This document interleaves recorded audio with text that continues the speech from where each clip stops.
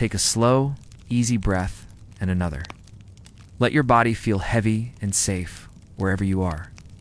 The day is done, and night has come with a hush. The world grows quiet, and all that matters now is this moment. Close your eyes, if they aren't closed already. Let the gentle weight of your lids rest. Feel the air around you cool, still and kind. Imagine a soft blanket of twilight settling over a distant countryside. A place where stone towers touch the stars, and old secrets whisper on the wind. Let your thoughts slow, let them drift, like leaves on a sleepy stream. And now, our story begins. The Stargazer of Sarlat, our story today begins in the lush, rolling hills of 13th century Aquitaine. In a place of forgotten wonder, nestled among woods and river fog, there, resting quietly at the edge of a sleepy French village, is the crumbling abbey of Santorin. Half covered in ivy, softened by time, and crowned with a lonely stone tower. And in that tower lives Brother Matthieu.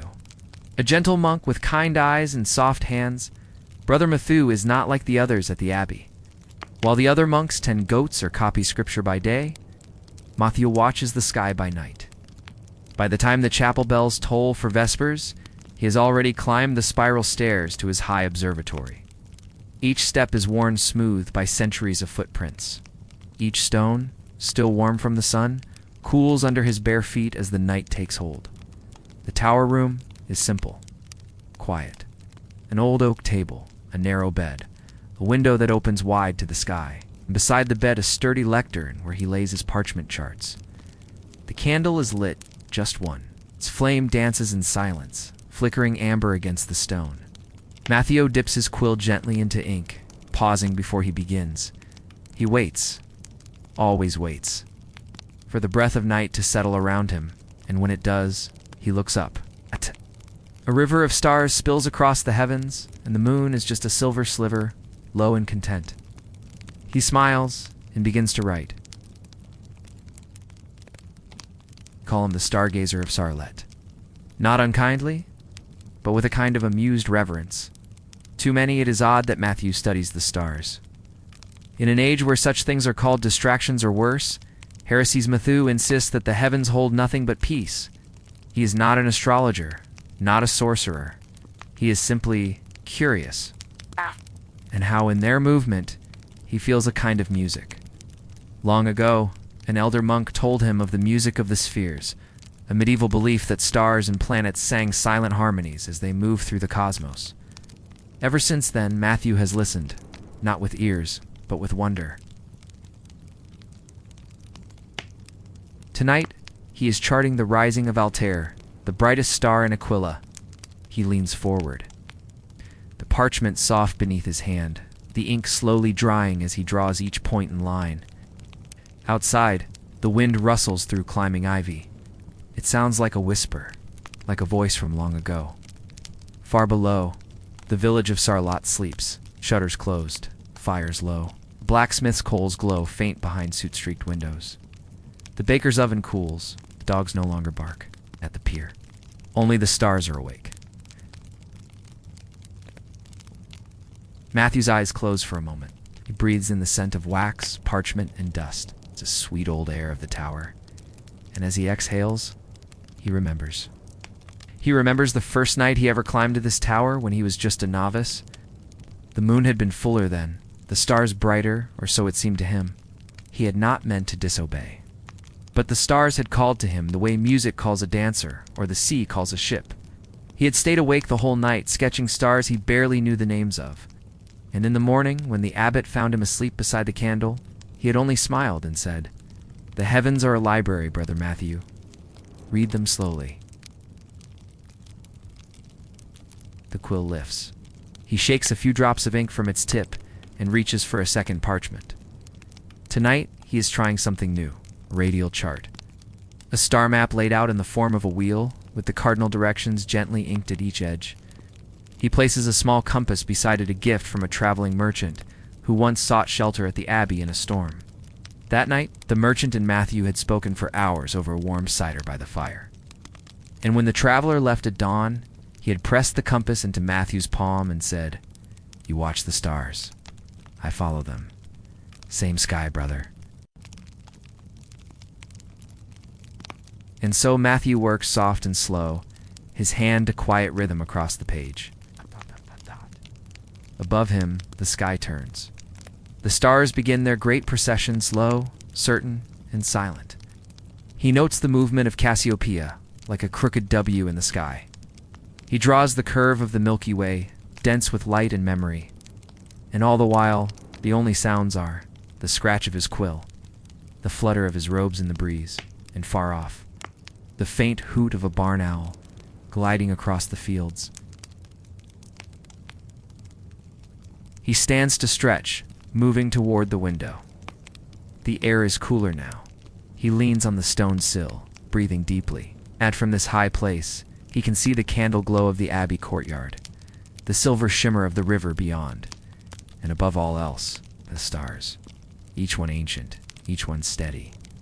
He whispers to them, though he knows they do not speak. Still, he likes to think that somewhere, someone else is watching the same stars, perhaps even drawing them, perhaps even dreaming of them right now, just like you. Let your breath soften now. Let your thoughts float with the stars. You're safe. You're at peace. And this sky, this soft old sky, watches over you too. The breeze stirs a Gengental's breath across the skin, carries with it the faint scent of lavender from the garden below. Brother Matthieu smiles, his hand resting on the warm stone ledge. In the garden, the sisters tend herbs by day: rosemary for strength, mint for clarity, lavender for peace. But at night, the plants rest, and their scent drifts like a prayer. Matthieu closes his eyes for a moment, letting the lavender fill his chest. It was said in ancient texts that lavender planted near a monastery could lull even the most restless soul into sleep. And here, in this quiet tower, it certainly seems true. Returns to the desk. The candlelight flickers, casting golden shapes across the wall like dancing stars of their own. He opens a small wooden box, carefully lifting out a sheet of vellum. The parchment is smooth, made from stretched and polished calfskin common in monastic scriptoria, where words were meant to last centuries. This one is different, though. It is blank. For now, but tonight, it will become something special. Matthieu calls it a star letter, quiet tradition of his own. He doesn't write words on these pages. Instead, he dots the stars as he sees them, connecting them with fine silver ink in curling lines, like celestial vines. And beneath each drawing, he places a single symbol borrowed from old alchemical texts. Symbols that once meant sun, moon, spirit, peace. He never shows them to the others. He simply keeps them stacked in a box, scented with bay leaves and cedar. And sometimes, when the moon is high, he takes one out and reads it with his heart, not his eyes. Outside, the stars keep turning. The Pleiades cluster has just cleared the rooftops. 7 tiny sisters gathered in the sky, like a family huddled close. Matthieu gazes at them a moment longer. Did you know, he might whisper, that in medieval lore, sailors believed the Pleiades protected those lost at sea? They called them the navigator's lanterns. He thinks of that traveling merchant again, with his compass and boots thick with road dust. So many souls moving beneath the same stars, each searching for something, and Matthieu. He searches too, not for riches, not for answers, but for harmony. The way the stars align so precisely, so calmly, without ever needing to rush. He believes quietly that souls, too, are like constellations, sometimes scattered, sometimes unseen, but always there, waiting to be drawn together. The hour grows later. A bell chimes faintly Bella Compline, the final prayer of the day. But Matthieu does not leave the tower. He whispers his own prayer, silent one, letting it rise like mist. And above the stars listen. The candle burns lower now. Wax drips like honey along the holder's side. Matthieu sets down his quill and leans back, resting his hands gently in his lap. His eyes drift to the small window again. There in the west, Orion begins to rise. His belt of 3 stars, bright and bold against the deep indigo sky. In medieval times, people believed Orion was a guardian of the heavens, a protector in winter, a hunter of storms. Matthieu likes to think of him more softly. Not a warrior, but a watcher. A sentinel of silence, rising just when the night feels deepest. He remembers a dream he once had. In it, the stars were not points of light, but tiny bells hanging in the sky. And when the world was quiet enough, they rang. Not loudly, not to be heard with ears, but inside the heart. He has never forgotten that dream. The tower grows cooler. He pulls a woolen shawl around his shoulders, hand-woven by one of the sisters. It smells faintly of lavender and the hearth. Beneath his feet, the stone holds the day's warmth, like an old dog curling beside a fire. And still, the stars. They do not hurry. They do not fade. They wait, patiently, like friends who never grow tired of listening. He reaches into the box and removes one of the older star letters. This one is nearly 10 years old. The ink is slightly faded, the edges curled, but the stars he drew then still shimmer faintly silver dots along pale cream. Runs a finger over them, slowly tracing memories. This was the chart he made on the night his mother passed. She had always loved the stars, too. When he was a child, she would walk with him through the vineyard after dusk, pointing upward, saying, "That one's yours, Matthieu. That bright one. See? It's always there for you." He kept that memory with him like a stone in the pocket of his robes, solid, warm, and comforting. Outside. Clouds begin to drift across the moon, soft, pale, weightless. A curtain closing on the sky's great performance. And Matthieu smiles. The stars will still be there tomorrow. He gathers his parchments, stacking them neatly. He caps the ink, carefully setting the quill beside it. And then he leans back once more, gazing upward, just for a few final heartbeats. Let yourself imagine this stillness, the candlelight flickering golden, the rustle of robes, the hush of distant wind over stone. Let it settle into your bones. Let your body feel as ancient and quiet as the abbey tower. There is no need to move, no need to think, just the stars. And you. The candle is almost gone now. Its light is a low flutter, barely reaching the corners of the room. But Matthieu doesn't mind the dark. He welcomes it. He often thinks that the night is not an emptiness, but a blanket soft, deep, and full of wonder. A place where the world takes a deep breath and lets go. He rises from his stool, his movements slow and quiet. The wool of his robe brushes softly across the stone. A single moth flutters past, drawn to the last of the candle's glow. He watches it for a moment, then walks to the window once more. Below, the river winds through the sleeping village like a ribbon of silk. It catches the last bits of moonlight and lets them go. To the east, the hills rise in dark folds, shadowed and still. To the west, the road stretches into forest and silence. He's never left Sarlat. Not really. Not beyond a day's walk. And yet he's seen more than most ever will. Because every night the sky takes him elsewhere. He remembers once speaking with a knight who came to the abbey for rest. Quiet man, armored not in pride but in weariness. The knight had traveled to Spain, to the Baltic Sea, even to the Holy Land. Matthieu had asked him softly, "What do you search for?" The knight had paused, then looked up, blinking at the stars, and said, "Something that feels like home." Matthieu had simply nodded and offered him wine. Later that night, when the knight had fallen asleep beside the hearth, Matthieu returned to the tower and drew a star letter he titled Sanctuary. Thinks about that now as he stands in the window's embrace.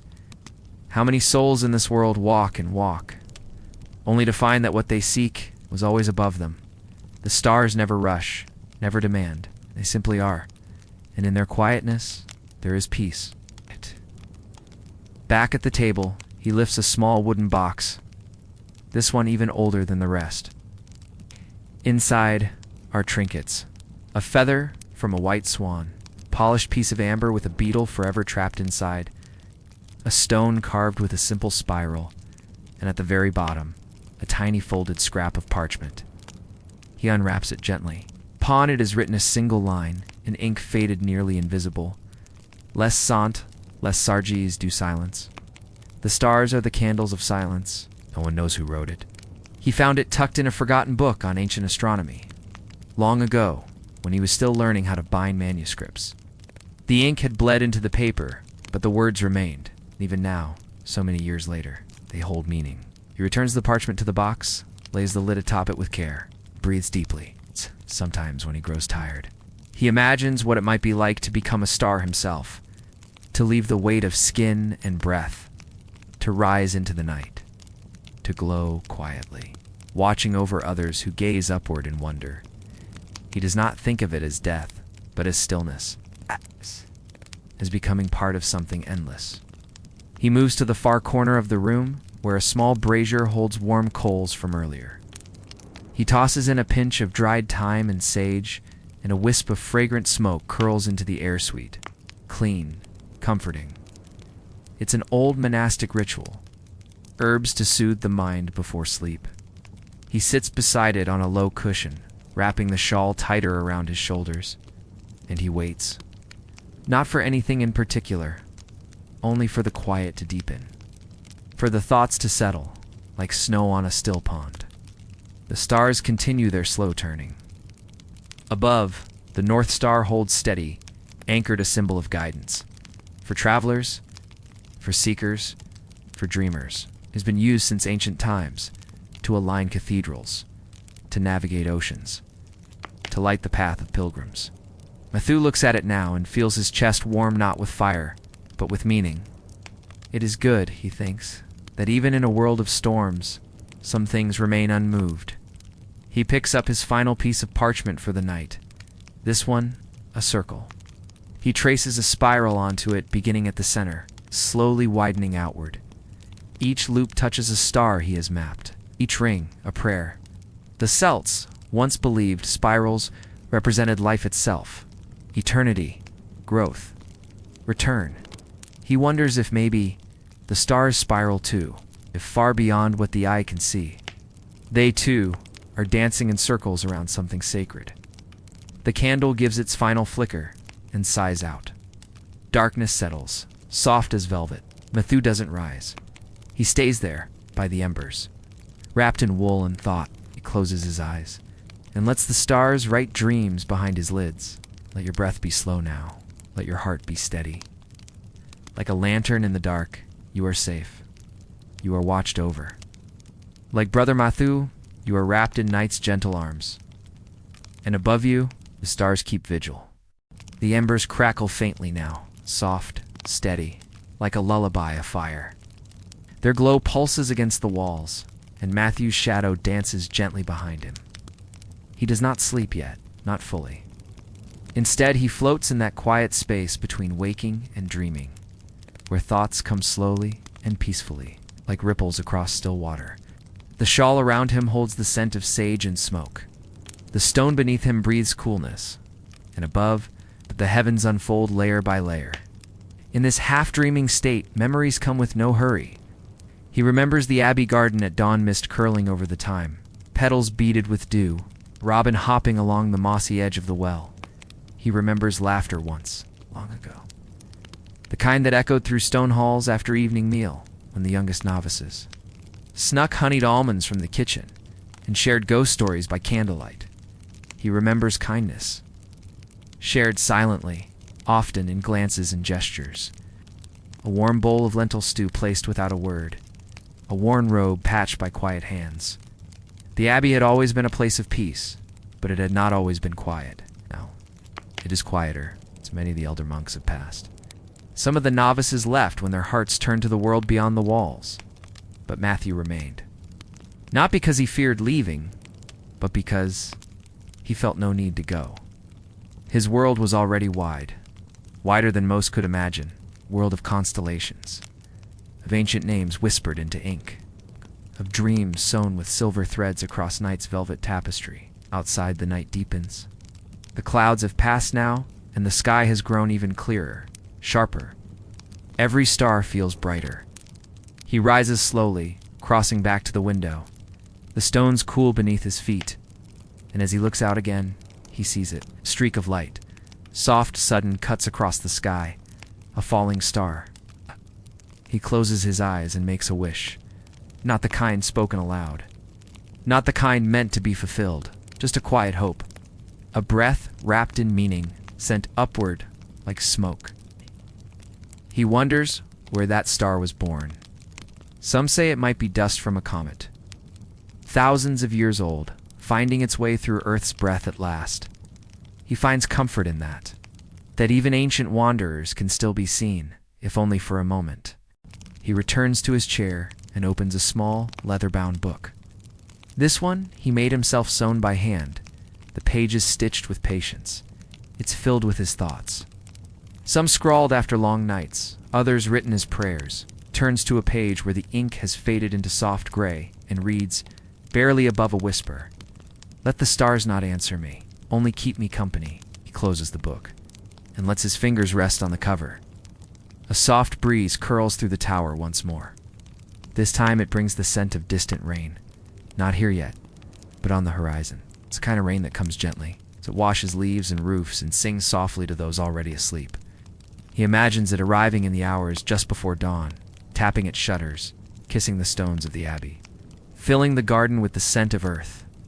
And in that rain, the stars would fade slowly, one by one. Surrendering the sky to morning, he rises once more. His bones creak slightly, but kindly. He moves to the corner and pours water into a clay cup.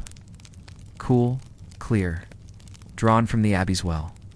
He sips slowly and lets the silence swell around him. This is his favorite hour. When the world feels furthest from noise and closest to truth. On the shelf above the desk sits an old astrolabe, brass, weathered, beautiful, a gift from a passing scholar many years ago. It was once used to measure the altitude of stars, to find one's place using angles and light. He lifts it down, fingers brushing the engraved curves, and turns the dial slowly. In the hush, the soft tick of metal becomes music. It's strange, he thinks, how something so small can know so precisely where we are. He sets it gently back on its perch and gazes up once more. Now, the sky has turned again. More constellations climb the heavens. Draco the dragon weaves his body in slow arcs. Cepheus and Cassiopeia rule the northern sky, king and queen among stars. He draws them not for science, not even for history. He draws them because it feels like listening. Each mark on parchment is a nod. A yes, I see you. A quiet keeping of company. Let yourself feel it too. The sense of being small, but never alone. Like a single candle in a vast cathedral. Like a feather resting on still water. Let the night wrap around you. Let the quiet deepen. You are here. And the stars are here with you. The hour is deep now, a gentle space some call angel's breath. When the world sleeps its soundest, and dreams are spun of hush and mist, Matthieu sits still, almost motionless, not from weariness, but from reverence. The silence around him is complete, the kind of quiet that hums softly in the ears, like the distant echo of a cathedral hymn long faded. This is when the stars seem closest, not farther. On the ledge beside his elbow, a parchment flutters slightly, its edge lifted by the breeze like a bird's wing. He lays a hand on it gently, steadying it. It's the map of the evening sky drawn hours ago, but still alive in the way the stars whisper through ink. He leans down, his breath slow, his eyes soft with sleep's edges. With one fingertip, he traces the constellation known as Lyra, the lyre of Orpheus, said to be placed in the sky by the gods as tribute to beauty, to music, to longing. In medieval thought, each constellation held not just stars, but a story, a meaning, a rhythm of time. They believed the sky was a divine manuscript, each star a syllable, each orbit a verse. A Fu once wrote in his book, "I do not read the stars to know the future, but to remember we are all part of a greater sentence." He believes that still. He moves the silver ink pot aside and picks up a small, bone-handled knife, not for cutting, but for careful scraping. When a star is misplaced, when a dot of ink lands just slightly off, he uses the edge to gently lift it from the parchment. Scrape, soft as a breath, then smooth it again, and begin anew, even in the stars. Mistakes can be mended. From below, the faint sound of wind brushes past the tower's stones. Sound like robes brushing across flagstones. like time itself, walking quietly by. Matthieu closes his eyes and listens. He wonders how many others, through how many centuries, have sat as he does now, watching the stars through narrow windows in quiet towers. He feels joined to them, not by names, not by deeds, but by this stillness, this shared keeping of the sky. In the corner, a small wooden chest rests, worn by age, bound in iron. Inside, folded carefully, is a cloth star embroidered by hand. It was given to Matthieu by Sister Corinne, a kindly nun who once served in the abbey's infirmary. I had poor eyesight, but a gift for memory. And with thread and patience, she stitched a replica of the winter sky. Each star a knot, each constellation a silver ribbon. She made it so that he could hold the sky in his hands when the clouds would not part. He lifts the cloth now, unfolds it with reverence, and lays it across his lap. Each knot a voice, each curve a lullaby. His fingertips move from Vega to Deneb, to Altair, the summer triangle, a map for wanderers, cradle for the mind. He thinks of the ancient belief that souls upon death would rise into the sky, becoming stars themselves, burning with memory and peace. There's a comfort in that, not as a certainty, but as an image, to live as light seen by others, guiding, comforting. Even if they never know your name. Matthieu stands again. His knees are stiff, but his steps are still light. He moves to the narrow balcony beyond the window, just a small arc of stone, overgrown with ivy. The air is cooler now, the hush even deeper. Above him, the stars seem impossibly still, as though time itself has chosen to sleep. He rests his palms on the worn ledge, leans forward slightly, and breathes. Below, the rooftops of Sarlat blur in moonlight. Chimneys stand like quiet watchmen. Garden gates remain closed. All the windows are dark. Only the tower is awake. And perhaps somewhere another light burns in another tower. Another quiet monk studying the stars, thinking similar thoughts. Matthieu lifts his gaze. He does not search. He simply looks. Do you feel it too? That peace? That softness in your limbs? That warm weight of rest behind your eyes? Let it deepen. Let the starlight settle into your chest, cool and kind. Let the tower hold you as it holds him. Let the silence stretch. Above him, Sirius now blinks through the sky, the brightest star visible from Earth. In ancient times, its appearance foretold the Nile's flooding, a sign of change, of growth, of blessing. To Matthieu, it is simply beautiful. He bows his head, not in worship, but in wonder. The world may be uncertain, but the sky remains. Let your breath come slow again, in through your nose, out through parted lips. Let yourself drift. You are part of this story too, not just watching, but belonging, wrapped in starlight, held in quiet, drifting gently.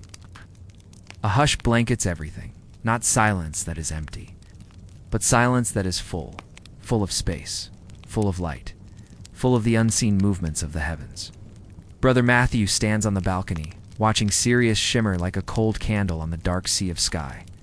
The stars do not speak, but they listen. To Matthieu, that has always been enough. Inside the tower, the embers have grown pale. Tucked beneath soft curls of gray ash, he steps away from the balcony and closes the wooden shutters, gently. Just until the starlight becomes a filtered glow through narrow slats. The chamber now glows only with warmth. Stone, parchment, cooled wax, and sleep's gentle presence. He places the folded star map back into the cedar box. The scent of the wood rises, faint, spicy, grounding. He runs one hand along the edge of the desk, then lowers himself to the narrow cot in the corner. The blanket is coarse wool, woven by the sisters last winter, dyed with walnut husks and dried marigold. It smells faintly of smoke and sun-dried grass.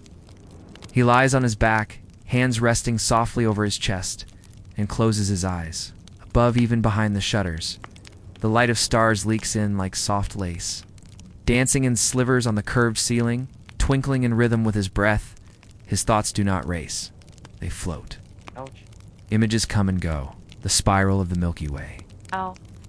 The slow arc of Orion's belt. the tiny silver dots stitched into cloth by an old friend, the hush of footsteps echoing off chapel stone. There's a story he once heard from a traveling Franciscan who came from the north. He told it over stew one winter night, as frost climbed the abbey windows and their breath curled in the lamplight. He said that in a village near Bruges, people believed each soul, upon birth, was given a single star in the sky, but it did not shine right away. It glowed only when that person spoke a truth from their heart. Matthieu had smiled at that, not because it was superstition, but because it felt kind. And what better kind of magic than to light up the sky with honesty? In his cot, Matthieu lets his limbs go heavy, his toes warm beneath the blanket, his fingertips tingling, not from effort, but from the quiet joy of stillness. He does not try to sleep. He allows it to find him. Down below, in the deepest parts of the abbey, a fountain drips slowly into a mossy stone basin. Ow. The water finds its own rhythm. A hush, a hush, a hush. It is said that monks once believed sound, when gentle and pure, could carry prayers upward. Even now, that fountain's soft dripping feels like prayer. In the quiet of the tower, something stirs. Not a noise, but a feeling. The awareness of the hour turning, of the world slowly exhaling into dawn. Far beyond the horizon, where the forests grow thick and the roads turn to mud, light is beginning to rise. Not yet seen, but sensed. The birds have not yet sung, but their songs are coming. Matthieu does not move, but he knows. He knows the rhythm of the earth's breath. He knows the soft prelude to the coming day. Still in bed, he opens his eyes, not wide just enough. And from the crack between the shutters, he sees the faintest blush of morning, just a whisper of rose, a brush of lavender blue. The stars are still visible, but they are fading now, one by one. A slow, gentle bow, as if to say, "We've kept watch through the night. Now it's your turn." He sits up, slowly, blanket falling into his lap. He doesn't feel tired, not truly. He feels full, with quiet, with softness. With light, he slips his feet to the floor, rolls his shoulders, and smiles into the hush. In the corner, he takes a final sheet of parchment, blank. Waiting, he dips the quill, and this time, he doesn't draw stars. He writes only a few words. The sky remains, and I remain with it. He sets the quill aside, blots the ink, folds the parchment, and places it into a small wooden drawer. Not to be read today, not even tomorrow, but kept, as one keeps a soft memory tucked in the lining of a coat. The abbey bell rings, low and kind, matins. The first prayer of morning. Its echo rises up through the tower stones, passing through dust and shadow, gently reaching Matthieu's ears. He rises, laces his robe, and walks toward the narrow stair. But before he descends, he pauses at the window, opens the shutters fully, and lets the new light bathe his face. The stars are gone now, but he does not feel their absence. He feels held. Let your breath come slowly now, a little deeper, a little longer. Let yourself rest like the stars. Let your thoughts drift like ink on water. Let the hush carry you. You too are part of the sky, a quiet light, a gentle watcher, a dreamer beneath the same constellations. Sleep now, or simply rest in stillness. There is nothing to do. There's nothing to fix, only to breathe and be. The stairs wind downward beneath Matthieu's feet, worn smooth by centuries of sandals and silence, each step cool and familiar. The bell has already rung, but there is no rush. Soft, wrapping the base of the village like a blanket drawn up to the chin. Then the light creeps across the eastern hills, catching the tops of trees and turning every drop of dew to glass. And finally, birdsong. Faint at first, a single robin, then two. Then the great choral hush of morning awakens. There never is. The abbey moves slowly in the mornings, like dew melting on leaves, like bread rising in the warm belly of the kitchen hearth. He pauses beside it, touches the rim, watches his reflection shimmer on the surface, not just as it is now, but as he remembers it long ago. Outside the tower, the day begins in layers. First, the river fog rolls low. Silver Matthieu reaches the courtyard. He passes the small stone fountain, where clear water falls with a soft rhythm. Not unlike the breath of someone just drifting to sleep. He continues on, passing beneath the cloister arches. The air smells of rosemary and limestone. Warm bread wafts from the kitchen, a faint clink of pottery, early chores gently done. They eat mostly in silence, but there is comfort in the closeness.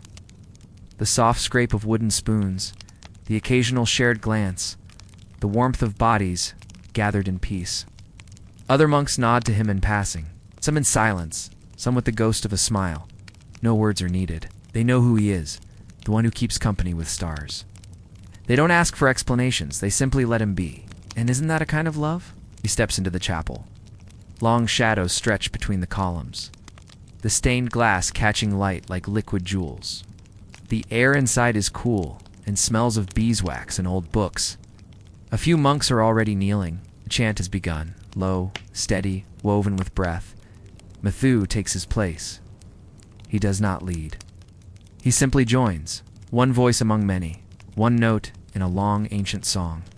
After prayers, the brothers gather for breakfast. Simple fare. A bowl of oats, a piece of cheese, a crust of yesterday's bread, warmed beside the hearth. He continues on, passing beneath the cloister arches. The air smells of rosemary and limestone. Warm bread wafts from the kitchen, a faint clink of pottery, early chores gently done. They eat mostly in silence, but there is comfort in the closeness.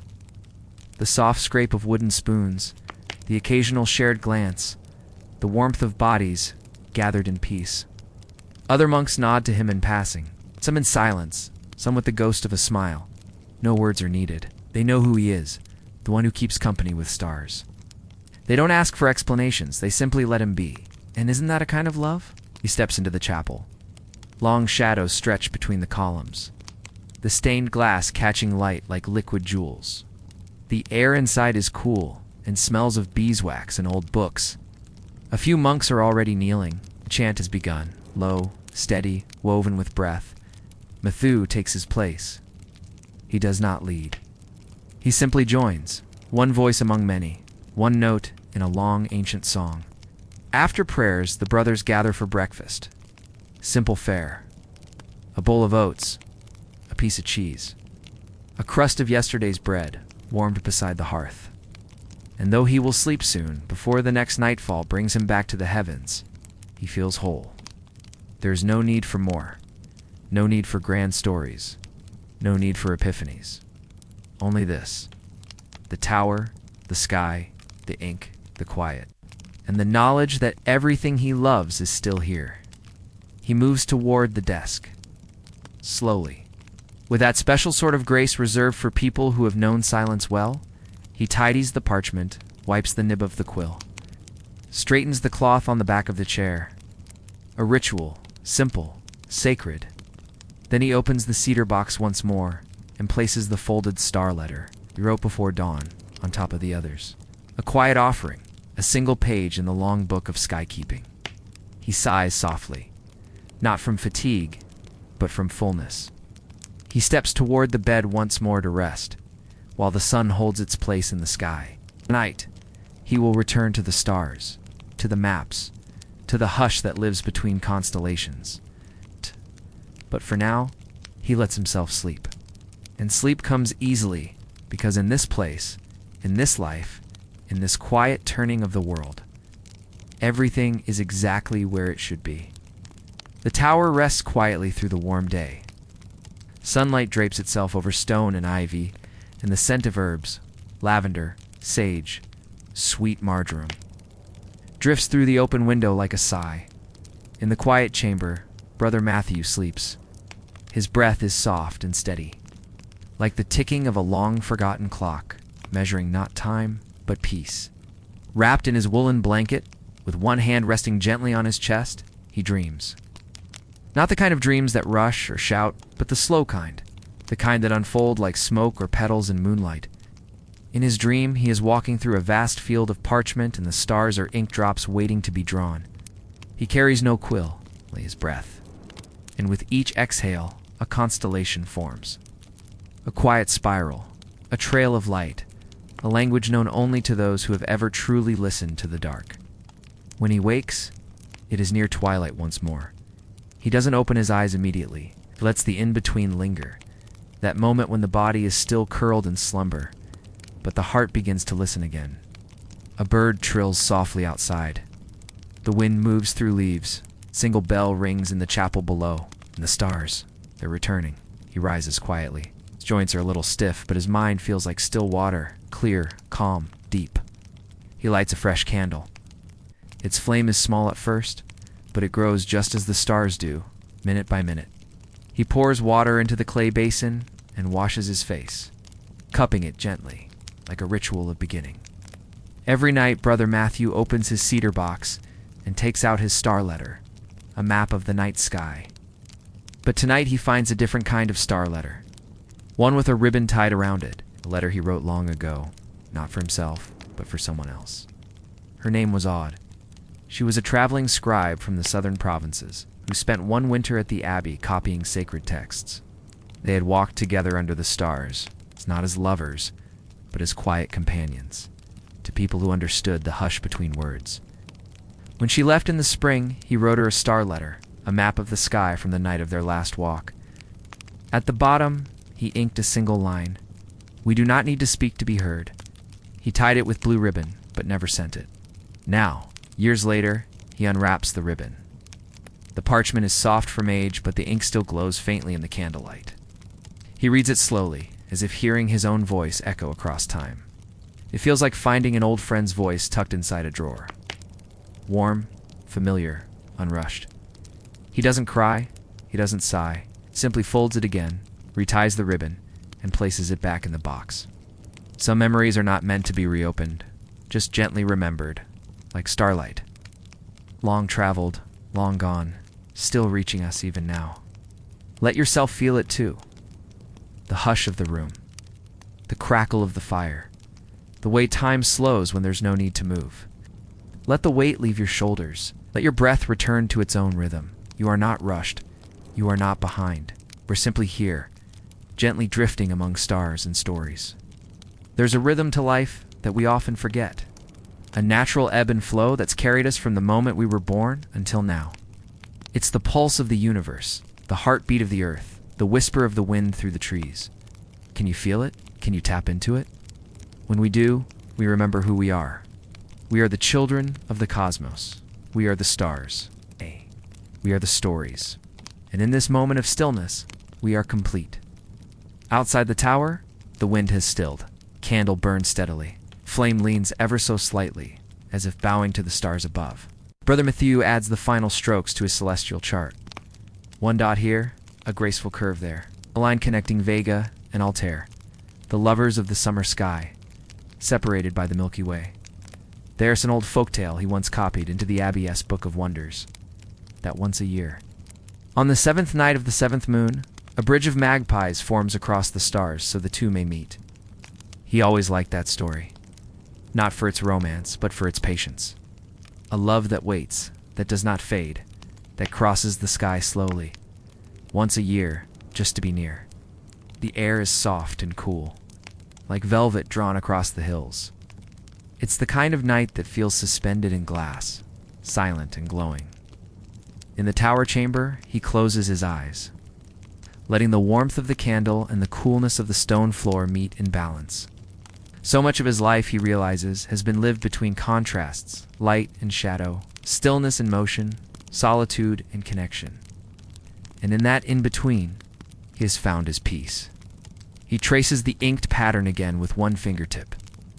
Ursa Major arched protectively over the Abbey's tower. Leo crouched low, just above the rooftops, and Canis Minor barely visible, but faithfully placed, like a small companion on a quiet journey. He folds the vellum again with great care. The stars are louder up here, not with sound, but with presence. They feel nearer, as though he could lift his hand and brush his fingers through their quiet glow. Some stars are best remembered not for their brilliance, but for the feeling they carried. At the far edge of the chamber, a wooden ladder leads to a small loft, a space hardly anyone else in the Abbey even knows exists.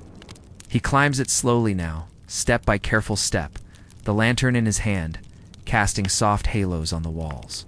At the top, the roof opens in an old iron-framed hatch. He unlatches it, pushes it wide. and now he is beneath the full sky. From here, the village below is only shadow and hush. And above everything, he doesn't bring ink tonight, nor parchment, only himself, his breath, his heart. Sometimes the stars do not need to be drawn, they only need to be witnessed. So he watches. For an hour, perhaps more. The constellations shift almost imperceptibly. The earth turns. And with it, so does he. He sits on the edge of the roof, his back against the chimney bricks still warm from earlier sun. A breeze moves across the rooftop, carries the smell of pine from the hills beyond Sarlat. Somewhere far off, a lone owl calls once, the kind of sound that answers a question you didn't know you'd asked. Matthieu smiles, then closes his eyes again. And in the stillness of that rooftop, under the open cathedral of the night, he whispers, "I am here. Not to anyone in particular, not even to the stars, but just to the moment. A declaration, a recognition. He is here, alive, breathing, part of the sky. And for tonight, that is enough." Let your own breath echo his now, in and out. Like the pull of the moonlight across the river's surface, let your body soften like vellum in warm hands. Let your thoughts become pages, each turning without effort toward rest. You are part of the hush now. Part of the quiet that holds stories like stars. The night deepens, not darker, but softer, like a blanket that knows the shape of your shoulders. Brother Matthieu sits on the rooftop still, his back resting against the warm brick, his eyes half closed. The stars remain above him, but they have shifted just slightly. To most, it would go unnoticed. Inside are 4 stones, worn smooth by years of touch. Not precious stones, just river pebbles. Each one gathered on a different solstice, each one touched by moonlight on the night it was chosen. He places them gently along the roof's edge, marking the cardinal points, north, south, east, west. Not for navigation, but for grounding. He whispers the names of the winds the ancients believed ruled each direction: Quillo, Auster, Eurus, Favonius. The old Romans believed each wind had a personality, a voice, a will. Matthieu doesn't believe they speak, but he does believe they listen, and sometimes listening is all that matters. But to Matthieu, even the smallest turn is like a whispered word from a friend who rarely speaks. He exhales slowly, the kind of breath that comes not from fatigue, but from quiet satisfaction. He doesn't need to mark the sky tonight. It already carries its rhythm within him, like a song, like the pauses, the breaths between the notes. The stars, too, have their pauses. From his sleeve, he removes a small cloth pouch. Moments like that, they stay with you.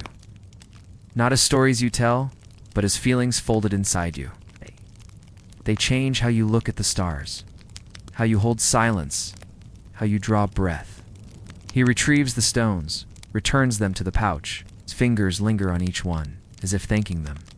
Then he descends the ladder once more, back into the warmth of the tower chamber. The candle is low now, its light pooling at the edge of the desk like liquid gold.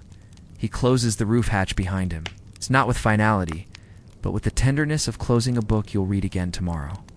He sits once more at his desk, draws a final parchment from beneath the stack. This one is different, older, but unfinished. It's a chart he began in his youth, a map of a sky he never completed. Back then, he was eager, always in motion, always trying to capture every constellation before it moved. But now, he moves more slowly, and he sees more. With gentle hand, he dips the quill again into the ink, not silver this time, but deep, deep blue, almost black, like the color of the sky before the moon rises. He fills in the stars he had once left blank. He connects lines he'd never dared draw. His movements are steady, sure, calm. There's no rush, because the stars will wait. As he draws, he thinks of how monks once believed that God had written his will into 2 books. One, the Bible, and the other, the sky. Both full of symbols, both open to those with eyes to see and hearts to wonder. Matthieu never claimed to understand the heavens, but he loved them. And maybe that was the point. He sets down the quill, leans back in his chair, and looks at the chart. It is not perfect. Some stars are crooked, some lines are faint, but it feels complete. Not because it holds every star, but because it holds his care, and care is what endures. He folds the map, ties it with soft linen thread, and places it in the cedar box, on top of all the others, and he blows out the candle. The smoke rises in a single slow curl, spiraling toward the ceiling, like a prayer with no words. Outside, the wind picks up gently. It brushes past the shutters. It tugs at the ivy, sighs along the stones. The stars, still turning, shine down quietly on the tower, not as watchers, but as companions. Let your breath match the hush now. Let your limbs grow still. Let your mind float, soft as a star resting on ink. You are safe here. You are held in story, in starlight, in silence. The sky above Sarlat continues to turn, unseen wheels of light and time, slowly shifting the constellations with the patience of centuries. In his tower, Brother Matthieu sleeps again, a deeper sleep this time, his breath slow and steady, his hands gently folded on his chest. It was early spring. The fields were still damp from thaw, and the paths were thick with mud. He wore a faded green cloak, frayed at the edges, his boots laced with strips of cloth instead of leather. He had no name he would give, asked for nothing, only a place to sleep for the night. But what he offered in return was something Matthieu had not seen in many seasons, a sky map not drawn by monk or scholar, but by a traveler of the old roads. The man's map was made of stitched silk, its stars marked with threads of silver and copper. It was worn from years in the saddlebag, creased and faded, but still glowing with a quiet beauty. Constellation was ringed with words, not in Latin, but in a dialect Matthieu had never read aloud. When he asked the man, the stranger simply smiled and said, "They're lullabies. My grandmother used to sing them." The final chart rests in the cedar box, but tonight there's another letter waiting to be found. Not drawn in stars, not mapped in ink, but etched softly in memory. Some years ago, a stranger came to the abbey. The fabric unfolded like memory. Faint scent of earth and campfire still lingered in the weave. He spreads it over the desk, smoothed corner to corner with reverent hands. It feels alive somehow, as if the stars stitched into its threads might still hum softly if only the room were quiet enough to listen. Matthieu does not add to this map. He does not translate it, does not copy it. He simply sits with it, the way one sits beside a sleeping friend, content to be near. He places a single finger over the embroidered form of Cassiopeia, its zigzag shape delicate in silver thread. He closes his eyes and listens. He remembers the lullabies the stranger hummed. Words he could never write, but sounds that lodge deep in his ribs. He hums one now, very low. Barely audible, just a thread of tone that echoes inside the stone walls. It drifts upward, outward, to the beams of the ceiling, to the roof, to the sky. The stars above shine steadily. Not in answer, but in presence. And Matthieu feels the strange, soft ache that comes when something long buried is remembered. Not with sorrow, but with gratitude. The stars have been sung by many voices, drawn by many hands, dreamed by many hearts. He is only one of them, but he has loved them well. The candle has gone out now, no smoke. The final chapter of a long, starlit book. And some part of him feels ready, not rushed, not sad, just full. The way a traveler knows when the road behind them has become longer than the road ahead, it's no sputter, just a quiet surrender, his final breath folded neatly into darkness. Brother Matthieu does not light another, remains in the stillness, wrapped not in shadow, but in memory. The moonlight enters the chamber now, pale and soft, casting long lines across the floor like the folds of a monk's robe. And in its glow, the edges of every star chart shimmer quietly, as if remembering. He knows he is nearing the end of something, not the end of life, no, but the end of a season. Tonight he chooses not to draw. Instead, he opens a clean parchment and begins to write. Not a chart, but a letter. A letter not addressed to a person, but to the sky. To the stars who kept me company, he writes. And in the silence of his chamber, the wind takes up his words and whispers them to the night. You reminded me that everything turns, and that no night lasts forever. Even the deepest darkness gives way, not because of force, but because of grace. He breathes slowly. There is no need to rush this page. It is not a task. It is a farewell, not in parting, but in peace. And now, as I grow quiet, As I step further into the kind of stillness that is not sleep, but becoming, I want you to know this. You were never just stars. You were home. He writes the final line carefully. It's not in silver, not in blue, but in the same deep brown ink he used as a novice when he first copied psalms on rough parchment. He folds the letter with trembling hands, ties it with soft thread, and places it at the very bottom of the cedar box. Not to be found, not to be shared, but simply to belong, to rest where all the other stories sleep. He stands now. His knees creak softly beneath his robe, but he does not mind. The body ages. The heart remains clear. He opens the shutters fully. The moon is high. The stars are exactly where they should be. Quiet, brilliant, unconcerned with the passing of time. He leans on the windowsill, takes in the cool air. Far below, the hills sleep. The forest is hushed. Even the river, often so talkative at night, is still. It feels as though the whole world is holding its breath with him, and then he whispers into the night. Not a prayer, not a chant. Just words he had once written long ago in the margin of a forgotten map. May the stars not lead me, but wait for me. And they do, every night. Without demand, without judgment, they wait. And he, in return, has watched them. Sacred pact, simple, quiet, unbroken. Let your body be still now. Let your own thoughts pause like stars above a sleeping world. There is nothing to reach for, nothing to fix. Only breath, only presence. Only this soft, unfolding moment.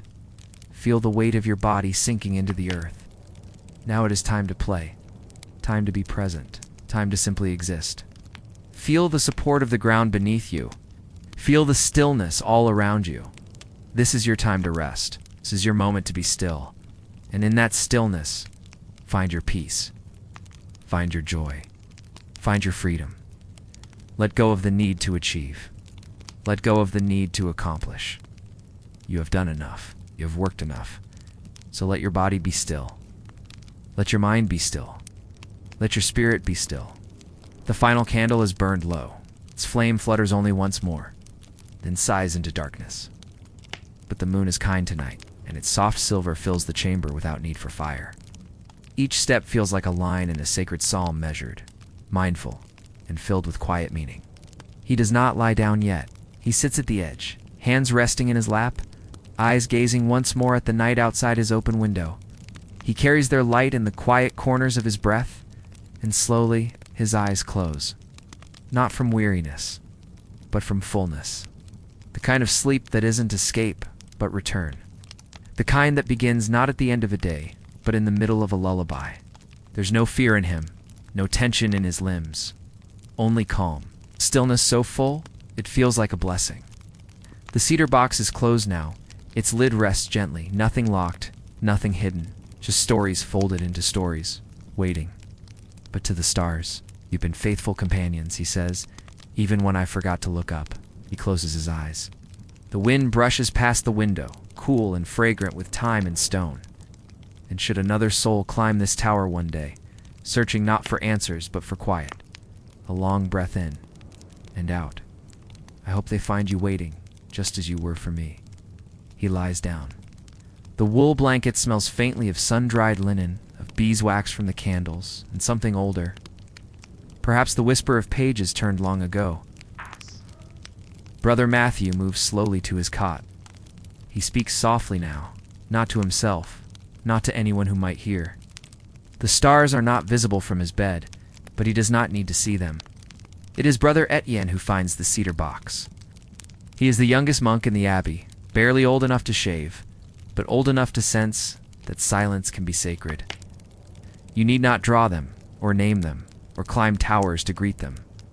You need only look up and listen, not unlike the warmth of dawn just before the sun touches stone. The letter continues. This box holds many nights, and within them many quiet truths. You are welcome to them, not as a student, but as a companion. Take what you need, add what you feel. And if someday you fold your own letter into this box, know that it, too, belongs. He doesn't touch the bed, doesn't disturb a single fold of the blanket, but he sees the box placed gently on the center of the desk, with one folded letter resting on top. Its ribbon is loose, its seal broken, as if waiting to be read. And so Etienne, with trembling fingers, opens it. The one who finds this, the letter begins. You need not understand the stars to love them. Etienne breathes in, softly, and something in his chest shifts, not breaking but blooming. A warmth spreads in him. Etienne places the letter down, takes a seat at the desk, and begins to read the first chart. Not hurried, not studying, just listening. There is a place between sleep and wakefulness, threshold, soft and silver, like fog over old stone. And in that space, the story of Brother Matthieu lingers, not as words, not even his memory, but his feeling. A warmth in your chest, a slowness in your limbs, a kind of knowing, wordless and whole. You are there now, right at that threshold, not rushing through it, but resting upon it. And as you rest, imagine yourself inside that tower once more. You are not a visitor this time. You belong there. The floor beneath you is cool and worn, smoothed by centuries of quiet footsteps. The scent of dried herbs and old paper wraps around you like a familiar shawl. A breeze moves gently through the window. You can hear ivy rustling just beyond the stone. It sounds almost like breath. On the desk beside you, the cedar box waits. But you do not need to open it, because the stories it holds are already inside you. The hum of starlight, the scratch of quill on parchment, the long pause before a thought becomes ink, they're part of you now. And you may write your own story if you wish. With stars or with silence, you do not need to rush. There is no deadline, no judgment. Only the quiet invitation to rest, to notice, to be. Good night. Stars are very far away, yet they feel close tonight, don't they? Like a blanket, a soft blanket pulled to your chest, the scent of candle wax in the air, the distant toll of a bell. That unfinished list, that lingering doubt, they can wait. The stars have waited millennia. They will wait one night more. Let the rhythm of your breath become the only story that matters now. In and out, like waves on a quiet sea, like the rise and fall of ink drying on vellum. You can hear your own heartbeat, slow and steady, like the rhythm of the cosmos in miniature. Above you, the stars remain. Whether your eyes are open or closed, they remain faithful, gentle, unchanging. And yet ever in motion, they do not ask questions. They do not require answers. They simply shine. And so may you. Let your thoughts become softer now. Let them dissolve like mist. That one worry you carried, set it down, just for tonight.